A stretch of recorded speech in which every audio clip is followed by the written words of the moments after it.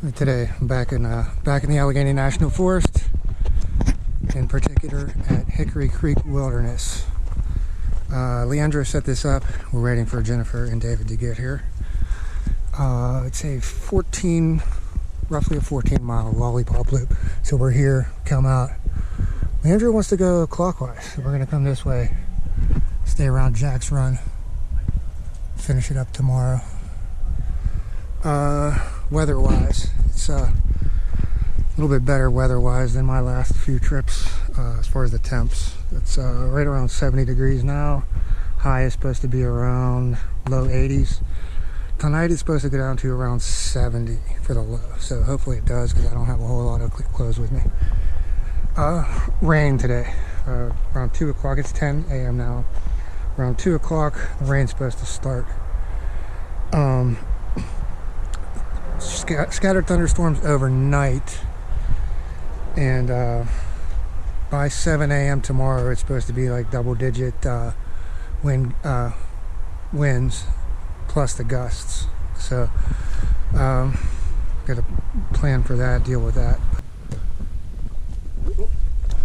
Okay, 0.8 miles in.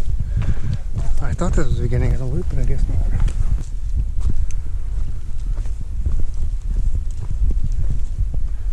Cool. I'm sure somebody's camped right around here. I don't see any fire rings, but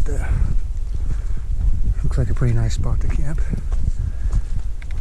No water source, but I mean it wouldn't be far, only a mile in from the parking lot to bring water in.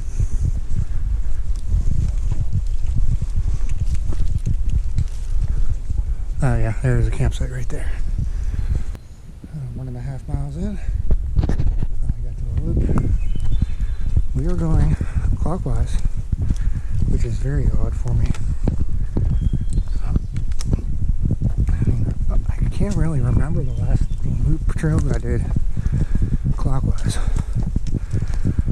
Well, I guess the last trip we did, the Forbes State Forest, when we did turn it into a loop instead of an out and back, I guess it did turn into a clockwise loop.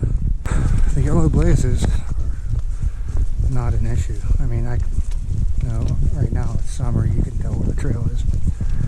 I heard this can be an issue in the winter because of the yellow blaze situation, but I don't know. They seem to be pretty obvious to me. They're slightly faded, but not too bad. One of those orange salamanders. Or something. So I was keeping my eye on the weather up here recently, and I think this area got a total of maybe an inch of rain this week, so hopefully the bigger creeks have water in them.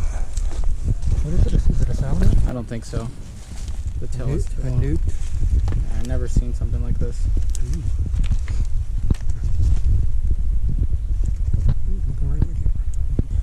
There's been some muddy sections down here in this valley, and this is without much rain. So I imagine that this section anyways, around the 5-mile mark, could be pretty muddy when it rains. This is the one campsite I just saw from up the trail right there.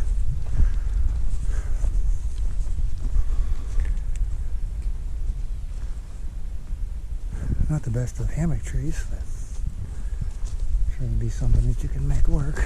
Not this dead one.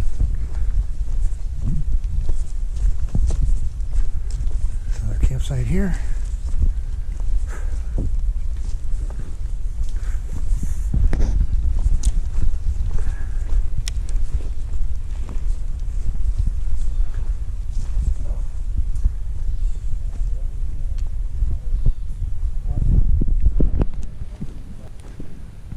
This little clearing here is for possibly a tent or so. Be a stretch, you can make hammocks work here. Yeah, not too many hammock possibilities around here. 5.3 miles. I believe this is Coon's Run here. Looking at the map, it looks like about 3 more miles to Jack's Run, trying to get to. We're going after 12:30. We are leaving that break area here at what I believe to be Coons Run, and it just started raining as we were about packing up to leave. So we decided to go with the rain gear, and it's coming down a little bit harder now. Not too bad. Very small campsite with no hammock trees. And some crazy looking blood red mushrooms. Pretty big. So we just passed, there was a family of 4 that started from the trailhead about the same time as us. So they went, obviously they went counterclockwise.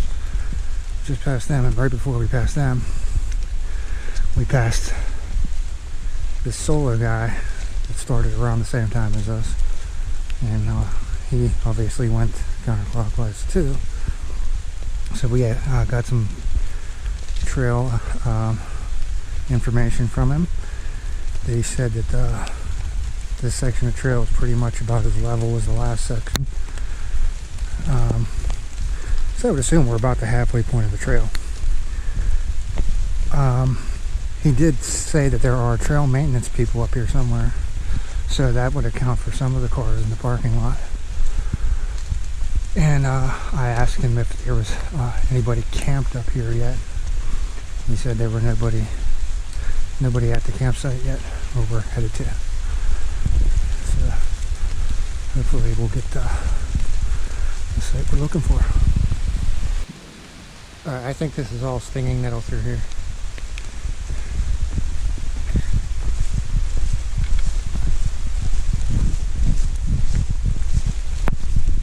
Yeah. To tell Leandra not to go off trail. He's got shorts on. And I have the song of the day. Benny, Super Lonely. I've really been on this Benny kick lately. Her songs are just so damn catchy. Climbing up out of the valley of the stinging nettle, as I'll call it, into some fern forest. We got another orange salamander here. I guess Leandra's gonna catch it. Oh wow, it's adorable.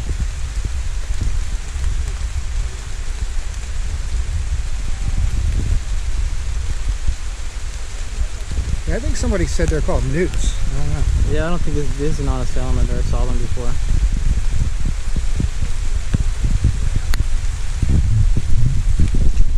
Old railroad grade.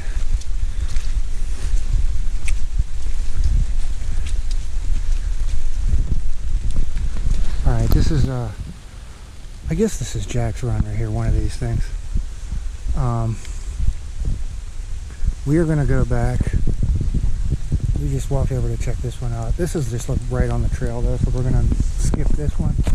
The second one back here, which will be on our left now, to the back, looked really nice. And there looked like there was a firewood already over there. Here's one right here. I'm gonna take a look at this real quick.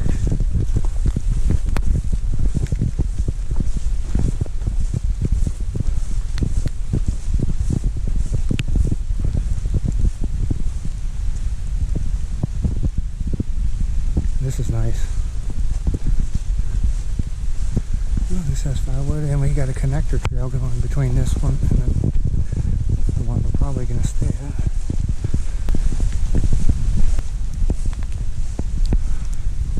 This looks pretty nice. What's the water access like over here? Oh, beautiful. Look at all this open space for tents. So this is Jack's Run here.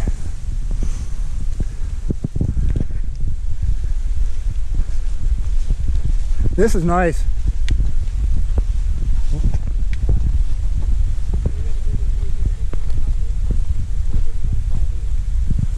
What do you guys think? Alright, it is about almost 3:30. There's this other campsite. We're over there. We're gonna hang our food lines off of that curved branch right there. me and Leandra, and then Jennifer and David have bear canisters. I already went up on the hill up there, pre-dug a hole for whenever I need it, and had to set my tarp up first and then set everything else up underneath. It was a pain, and it's collecting water top here.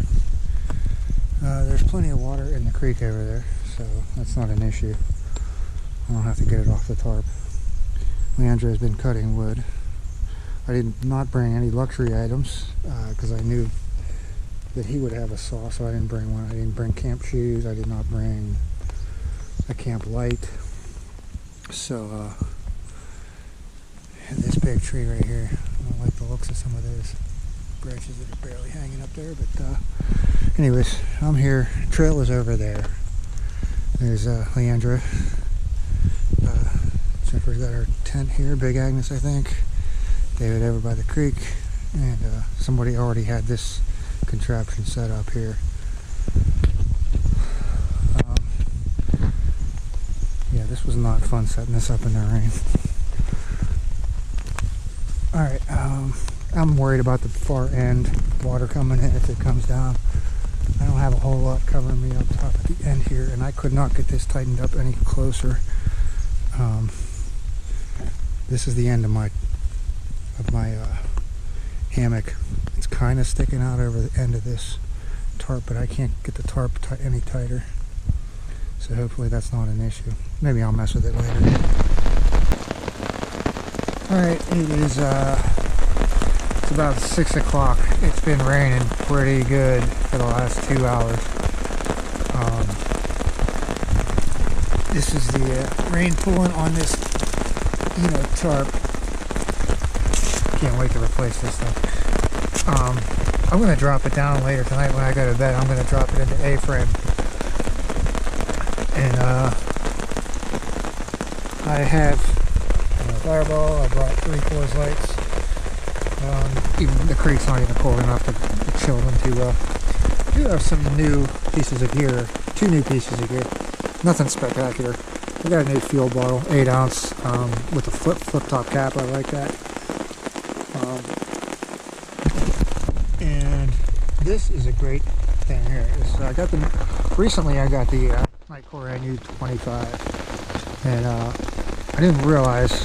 I thought I could just. I was gonna put the shock cord, change out the big strap and put the shock cord on, but the shock cord that I had at home was 1/8 inch and it won't fit. So I had to special order this 16th inch shock cord. But this whole thing weighs about 1 ounce. It's ridiculously light.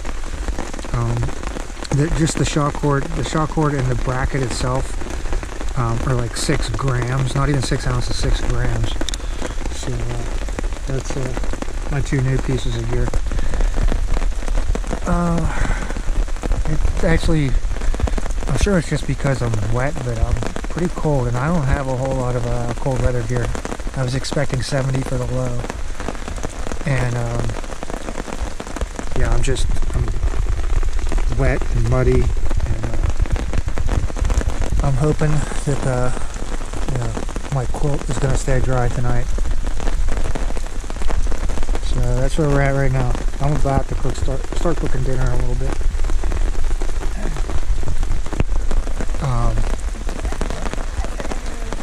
Leandro had a pretty decent sized fire going over there. He cooked his meal right on there. He boiled rice in a pan and threw chicken marsala in there.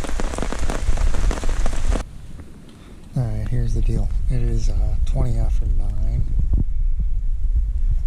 in the evening. And everybody's gone to bed, so I didn't really have much else to do. The fires was dying down. So I climbed into the hammock, and it was cold earlier. When everything was drenched from the rain. I was just soaked. It was cold. Now I'm kind of hot. I'm thinking about getting the fan out. I think I'm gonna get the fan out. So yeah, I just got shorts and t-shirt on, and it's pretty hot right now. I got the dry pair of socks hanging up here for the morning. Got the top quilt over here, the Costco quilt. Not really top quilt, but just quilt. And yeah, I need to get the fan out. It's just too hot. I'm never gonna be able to fall asleep this early. Oh boy. Yeah, hopefully I got in here just in time. It seems like the rain got just a little bit more since I got in here. Not terrible, but yeah, still trying to fall asleep. Who knows how long this is going to take.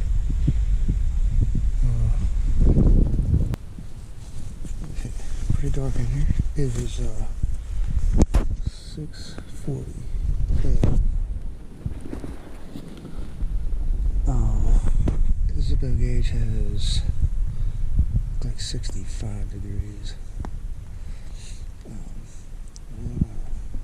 David is up. I'm pretty sure I heard Jennifer over there talking. I had a great night's sleep. It rained on and off most of the night. So, but I had the tarp down like this.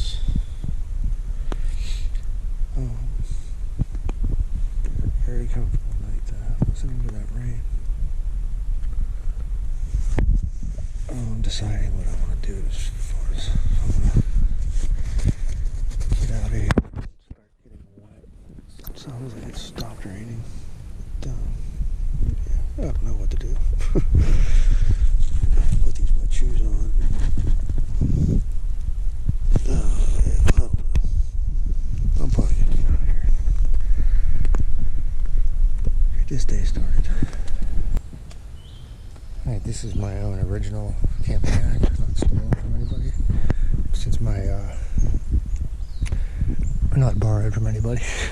Since my hammock was hanging out a little bit close to the end of the tarp, I took my rain kilt and cinched it up over top of the end here to keep rain from getting in there. I thought that was a good idea.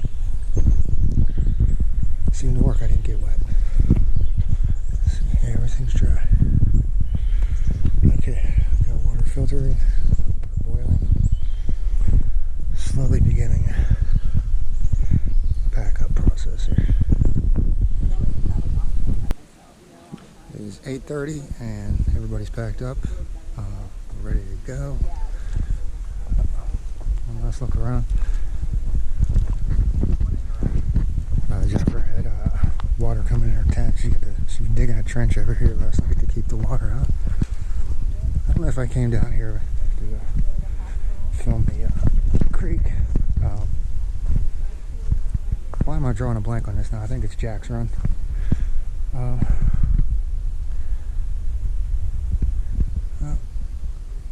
Yeah, the water didn't come up too much last night, but the trails are going to be nice and muddy today.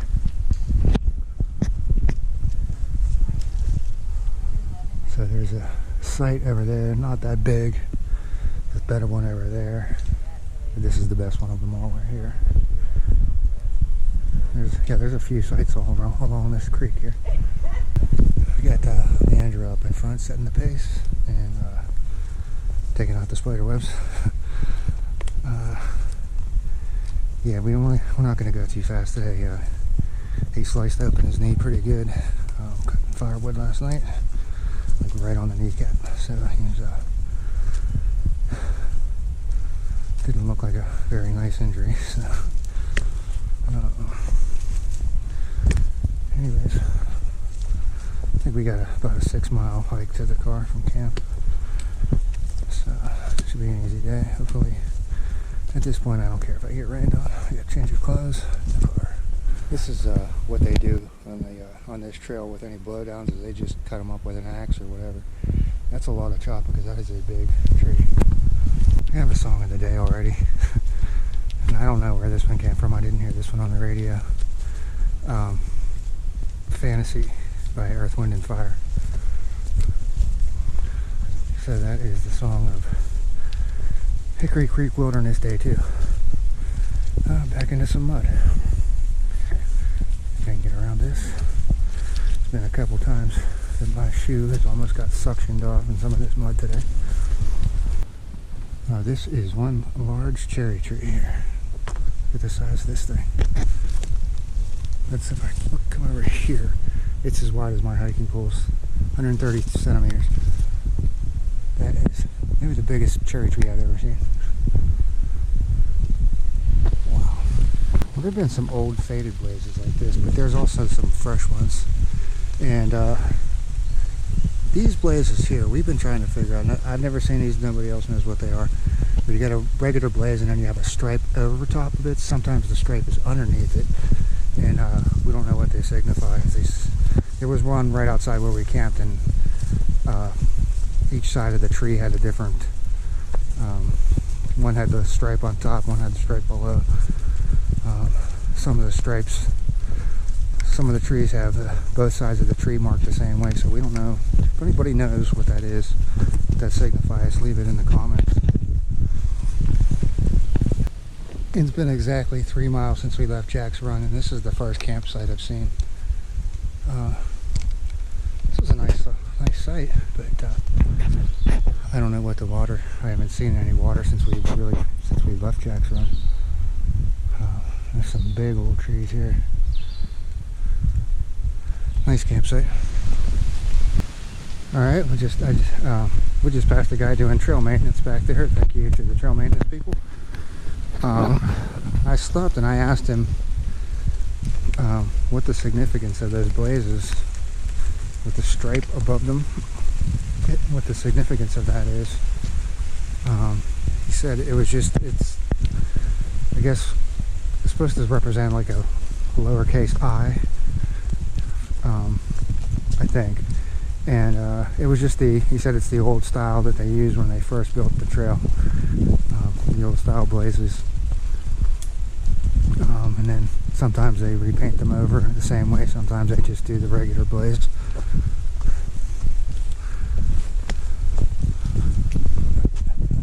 There.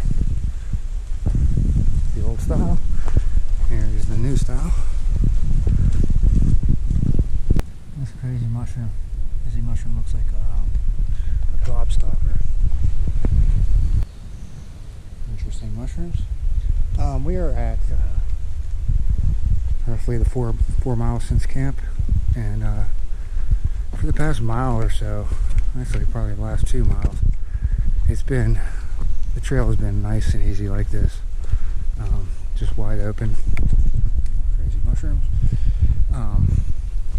Yeah, no overgrown ferns or anything overgrowing the trail. Definitely a lot of funky mushrooms along this trail. These mushrooms look just like pancakes. Pancakes.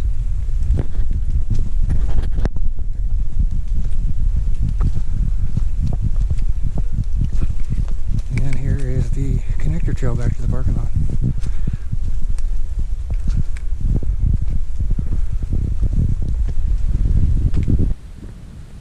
Mushrooms. Looks like some chipmunks or something been eating those. Little baby hemlocks. Baby hemlock forest. Bright orange mushroom. And there's been a bunch of these purplish, reddish colored ones. There's one of the yellow ones. He's moving pretty quickly. No, he's moving. No, he walked into the ferns, so he's alright. He's right behind the trail. Where's it at?